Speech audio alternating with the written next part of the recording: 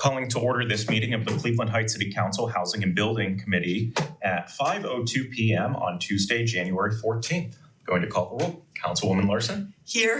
Councilman Petrus? Here. And on Zoom, we have Councilman Maddox. Councilman Maddox, thank you so much for making an effort to join us. The first item, and also we have our new city administrator, Mr. Horgan, in the room with us. So thank you so much for taking time to join us. Firstly, on the agenda, I wanted to share an update with the committee about the tenant and landlord rights and responsibilities. So as I've shared in a couple other meetings, some folks have reached out with some feedback. And even as recently as the end of the week, Councilman Cobb received an email from a gentleman named Carmen. I had a phone call with him and he shared some of his concerns. So a lot of the concerns that we've heard about are related to either the penalty or the distribution of it. So as I think that I shared, I met with the law department before the holidays, and in that meeting, we came up with some changes that I think will really streamline the distribution of those rights and responsibilities. So firstly, the legislation says that in the initial distribution, property owners will be required to provide a paper copy. My belief is that an electronic copy will be sufficient. So that's one specific change that they're going to make. Also, I requested that if a landlord uses a system like DocuSign to execute their contracts electronically, that they be allowed to distribute this electronically. That was another change that made sense to me.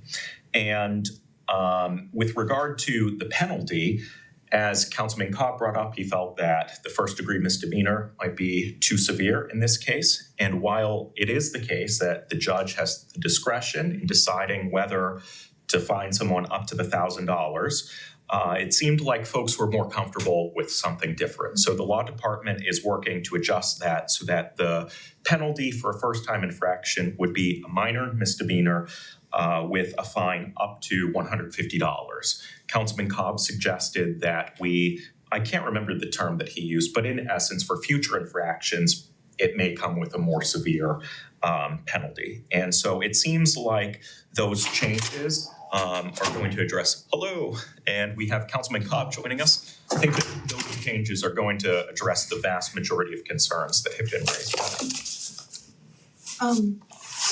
If you go 100% electronic copy, are we overthinking that everybody has access to digital? I'm just thinking of the lower income folks who may not have computer access. Does everybody get a digital copy of the rental agreement now? Well, this is specifically regarding the initial distribution. Right. The legislation says that after it's passed, at some point, I think in either June or July, property owners would be required to distribute a physical copy to everyone. Okay. And so my belief was that if they happen to have email addresses for folks, that a digital distribution is sufficient. Right. If they don't have an email address, then obviously a paper copy would be necessary for them to distribute. Mm-hmm. But going forward, if a property owner executes their agreements on paper, which was the case whenever I signed my lease, that's a situation where I think that it's appropriate for them to provide a paper copy. Mm. Whenever I signed my lease, I was provided with information about lead, bed bugs, other things, and it seems like that would be an appropriate place where they should provide a physical copy. Okay. But if there's someone, for example, who is not yet in Cleveland, who maybe is coming to the area for a medical residency or something like that, I don't think that it's, in my opinion, really necessary for them to have to mail something. Mm-hmm. A digital copy in that case also seems like it would be sufficient. Sure. So those are a couple of the scenarios where a digital copy would be allowed. One other thing that has been brought up is the possibility, as of right now, the legislation drafted by the law department says that this would be distributed annually to tenants. Mm-hmm. And so that's something that someone brought to my attention and asked if that's necessary. So I'd like to ask you and Councilman Maddox what your thoughts are on that. Would you like to keep that requirement as it is currently in the legislation that property owners be required to distribute this annually? Or do you think that at the initial execution of the agreement, that's an appropriate and sufficient time for it to be distributed? I think that at the initial time and then any lease renewal, I think would work. Okay, That sounds correct. That sounds appropriate, yeah. okay. Councilman Cobb, do you happen to have an opinion on I'm that? sorry, I was reading the ordinance again to familiarize myself. What was the question? So someone asked me, the legislation currently states that property owners would be required to provide a copy annually to their tenants. And this person asked whether that's really necessary. And Councilman Maddox brought up the point that it seems like it would be appropriate to require it at the initial signing and when leases are renewed. Which may be annually. Yeah.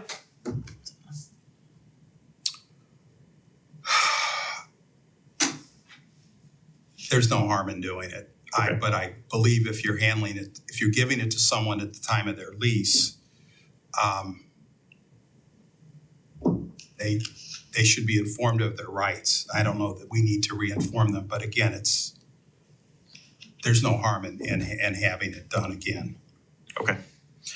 Okay, I will talk with the law department about that. I suspect that most people have 12-month leases, so it'll probably be the case that it'll work out that they'll be receiving it just as frequently as they would with the current language, but I'll reach out to them to make sure that that language is slightly modified there. Is there anything else on the topic of the tenant and landlord rights and responsibilities that anyone would like to discuss? I don't have any. Okay, Councilwoman Larson. I'm just impressed you've gotten people that are reading it and attending to it and sending you questions. So I think that will give you the confidence that you've got a representative piece of legislation to go forward. So Councilman Sorry, Cobb? I came in late. Did you guys address the penalty section of this? Yes, so the law department is modifying it so that the first offense will be first degree, or will be a minor misdemeanor with a penalty up to $150. And again, I can't remember the term that you used, but in essence, for future infractions, that there be something more severe. Okay. Is there a particular penalty that you envision for a second or third offense that I could communicate to the law department? No, in fact, I just came from the law department. Okay. And Bill sent us apologies about this because apparently he was going to try and get something to you. I think Bill's thought was, and I'm sorry that I'm speaking for him, was that we try out this initial minor fine for the first year and see how that goes rather than having a step increase, again, for the failure to essentially hand out a pamphlet. Okay. So I think he was going to cap it at the first violation and leave it at that and see how the first year goes. Okay, I mean, that works for me. Yep. What about Councilman Maddox? Do you have an opinion on that? No, I'm fine with that. That makes a lot of sense to me. I know, I sense that we're gonna have to make some adjustments with that anyway, so I'm fine with that approach. Yeah, and after a year, if we realize that, people just don't care because it's a minor misdemeanor, we could reevaluate it and maybe make changes at that time. certainly. So that works for me. Okay, so next on the agenda are updates from the law department regarding the short-term rental legislation and the enhanced exterior inspection legislation. So long story short, with regard to the short-term rental legislation, the law department needs some additional direction from us. And earlier this year, in this committee, we talked about this legislation extensively, and there was at least one finance committee meeting where we talked about the excise tax. And the law department would like for us to revisit that conversation about the excise tax and suggested that we do that either in a finance committee meeting or in committee of the whole.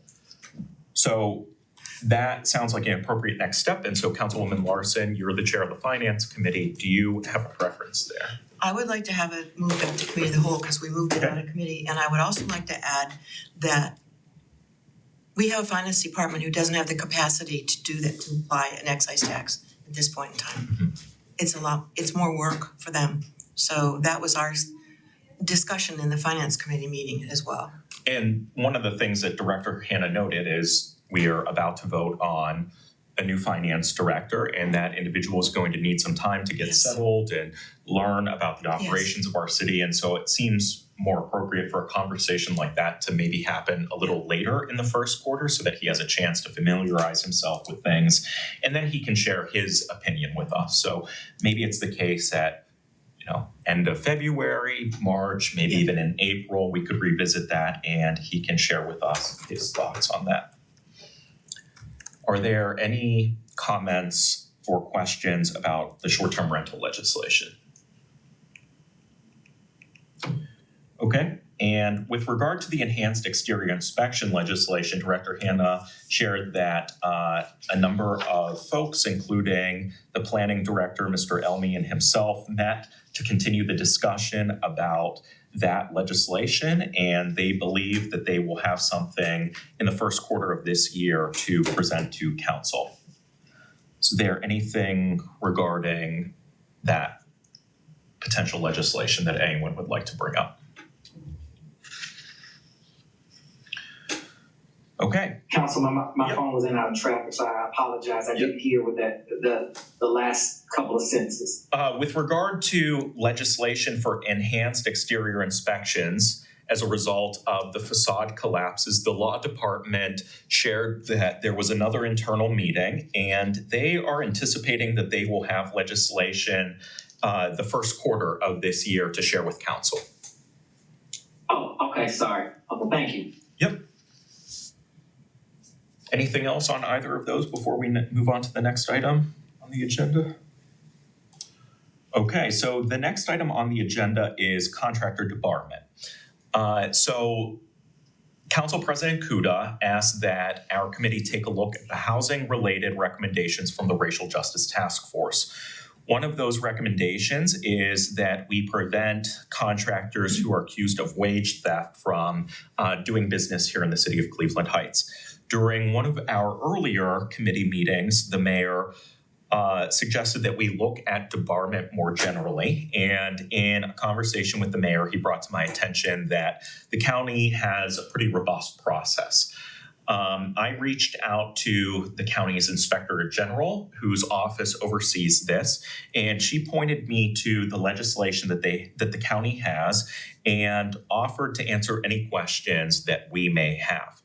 And so I wanted to take a few minutes for us to read through the legislation that the county has and talk about whether we think that this might be something that we would like to adopt here in Cleveland Heights.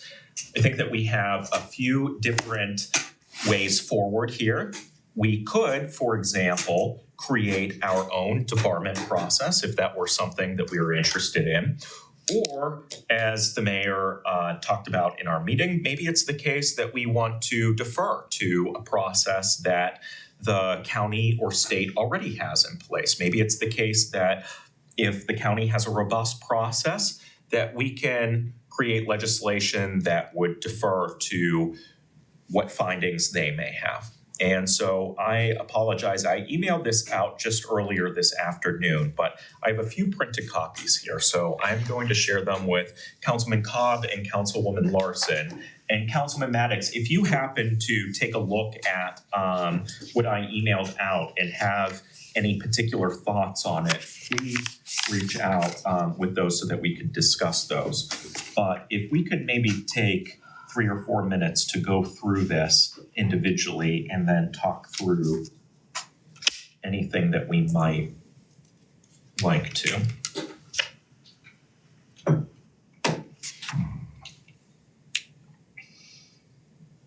Just as an aside, I'm taking a look at this now. I've also taken a look at what some other cities are doing and a deep dive into the county legislation as well, and just so I can get my bearings around.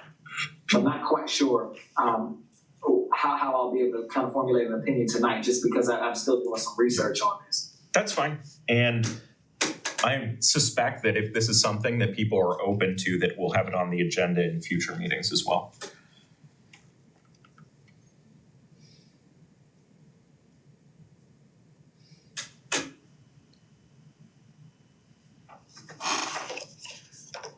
Who becomes the enforcer?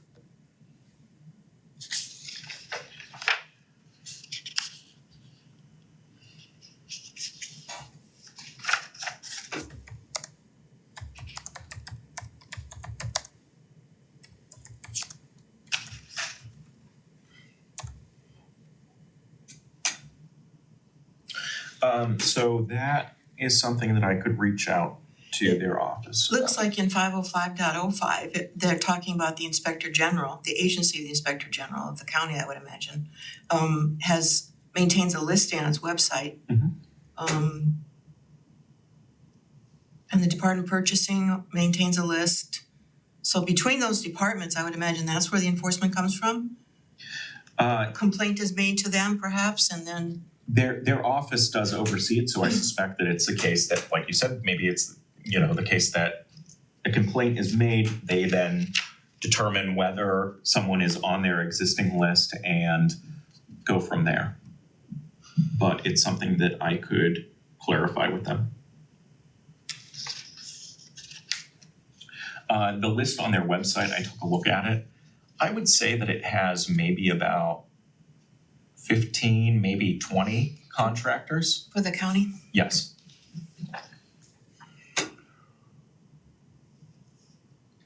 I am in agreement with Counselor Maddox that this is a lot of information to digest, and I would like an opportunity to research further, so.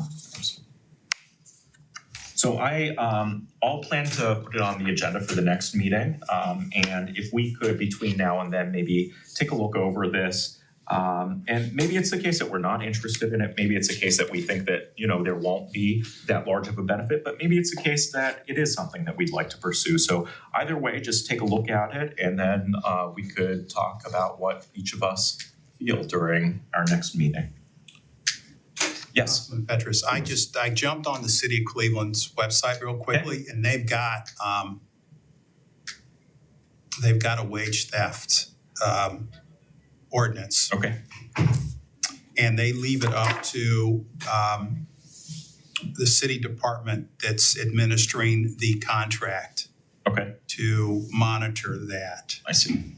when it's brought to their Councilman attention. Yeah, That's what I was looking at as well. Thank you for bringing that up. I have that link here, and so thank you. I didn't know if it was appropriate today or not, but absolutely, that's a good one. and we could very easily adopt this. Now, I haven't looked at it in any detail. I think also, and we want to disqualify any contractor from doing business with the city. I don't know, we'll need an opinion from the law department about how that jives with what happens if we turn out that they've submitted the best bid. Mm-hmm. In the county's legislation, it says that someone on the list is not for whichever duration, depending upon the severity of their conduct, 18 months, 3 years, or 5 years. For those periods, they are not allowed to submit offers. No submissions of offer, no contracting with the county, and no subcontracting on county contracts. So I think that would preclude someone from submitting what would be the best bid.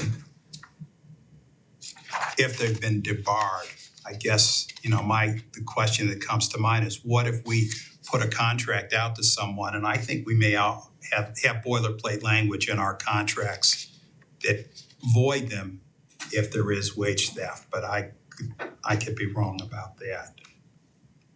Okay. I will take a look at the City of Cleveland's legislation and email it out. It sounds like at least two of you have found it already, but I'll send it out, and we could consider that one as well. Can I add something real quick? Of course. The City of Cleveland has a pretty robust tax department.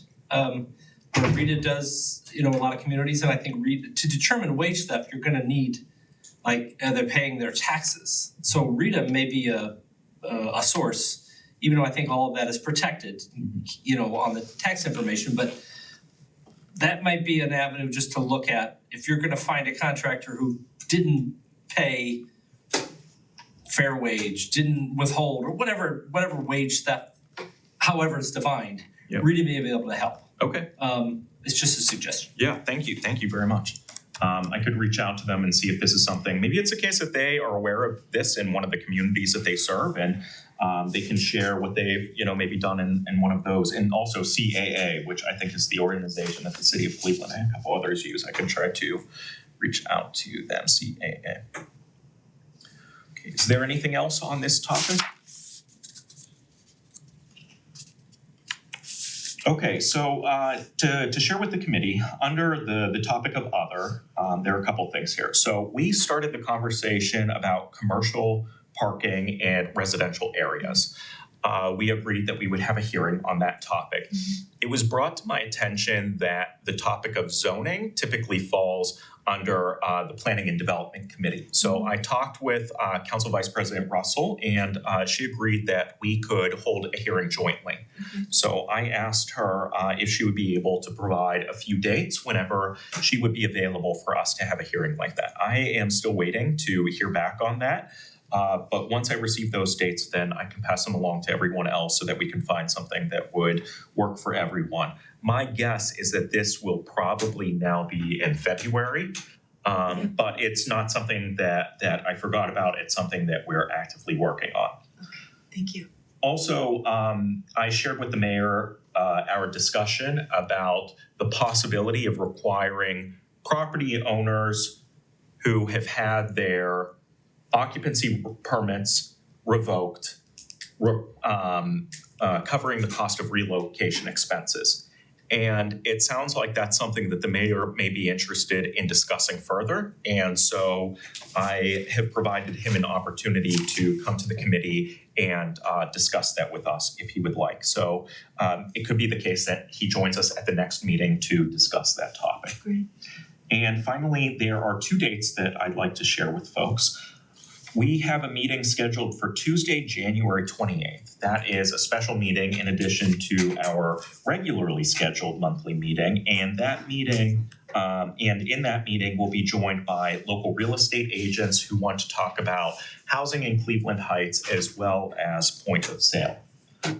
Also, during our next regularly scheduled committee meeting, which will be Tuesday, February 11th, we are going to have a number of local housing advocates come who are going to talk about issues of concern to them. And I expect that that will also talk about point of sale and the benefits that they see of it. So those are all the items that I wanted to run through during today's meeting. Is there anything else that anyone would like to bring up? Councilman, could we have a list of all of the people who are attending those meetings and the organizations that they're representing prior to the meeting? Yes, I will reach out. I don't have those lists. So Helen Hertz is the person who requested the first meeting. So I could reach out to Helen and see if she could compile a list and share that with me. And Deborah Van Cleef is the person who requested the second meeting. So I can reach out to her and see if she... I just want to make sure, the reason being is I want to make sure that we've opened this up to all experts or anybody who might want to come, not a core group of people that we work or deal with typically. And that's typically what happens. And so I just want to make sure that before we do this, one of the things that I wanted that has always concerned me, not just with this council, but in previous councils, is making sure we're not siloing the voices and it's the same people. So if we're going to bring specialists or experts or realtors in, I just want to make sure that we give it that opportunity on a broader area before we do this meeting. Otherwise, we won't have a clear explanation for why some people are at that table and others aren't.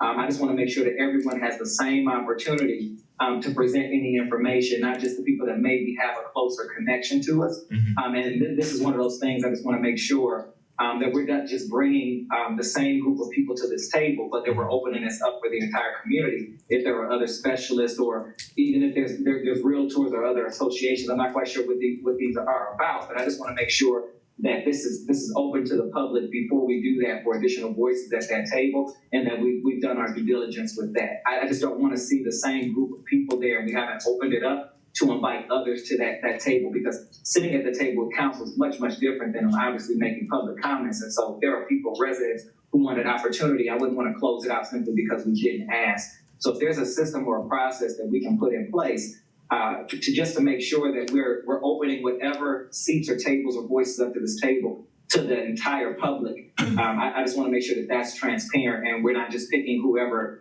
just requested that information to hold a meeting around it. Otherwise, it sets a very dangerous precedent, that anyone could just come and do that for any topic. And we just want to make sure that if that's something that we're doing, that it's available to everyone. Yeah, that makes sense. So I will reach out to Helen and Deborah and see if they're able to pass along lists of folks who they've invited. And I suspect that both of them will be fine with allowing their email addresses to be shared with folks. So if any of us happen to know of anyone who might be interested, they can reach out to them and request to be a part of their presentations.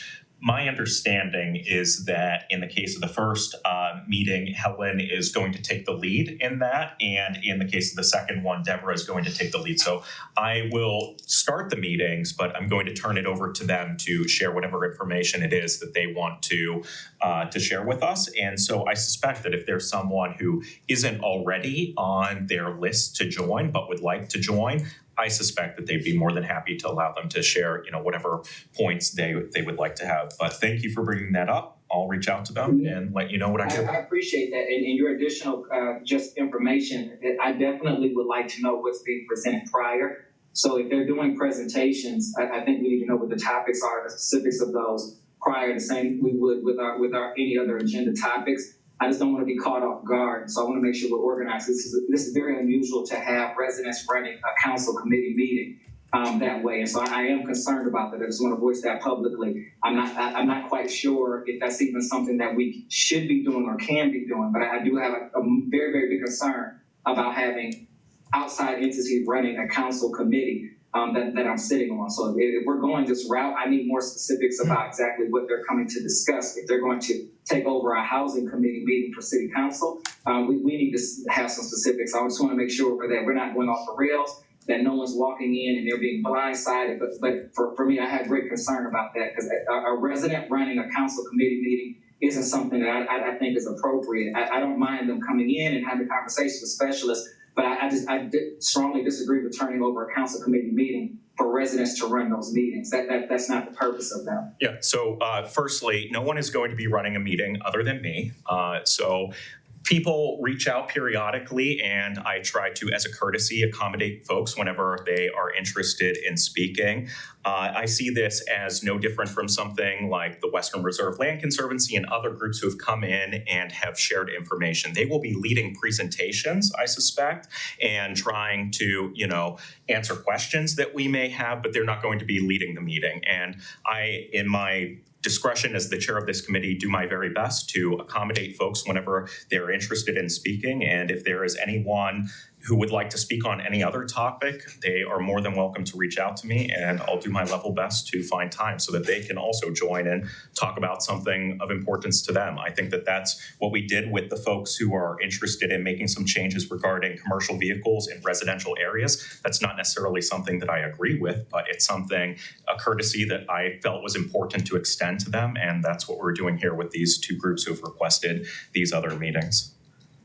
Yeah, I think we need to, in a council meeting, then state that publicly that this is an option for folks. Because I don't think our residents are aware that this is something that can happen through the housing meeting that way. And so I just want to make sure that this is something publicly we do. And as for people coming in or being a part of the meeting in the past on council the last 2 years when we've done something like this and opened it up for additional voices, we made sure that we communicated that through the city, not just through those voices that were coming in. And so that's why I'm just trying to get clarification about what it is. So if you can give me clarification prior to what these presentations are, it can get a greater sense of exactly what residents could be coming in and do, and maybe not if it's just a simple presentation. But I at least like to know what those topics are and have those listed on the agenda, and even the presentations if they're possible, so that people can follow along prior to that.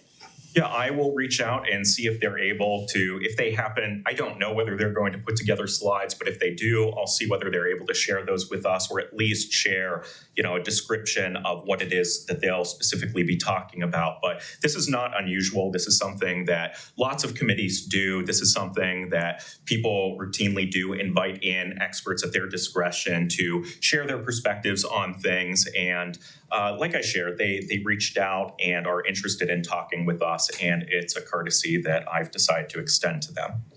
So is there anything else that anyone would like to bring up while we're together? Okay, so with that, I am going to adjourn this meeting at 5:32. Thank you so much for joining us. Thank you, Jim.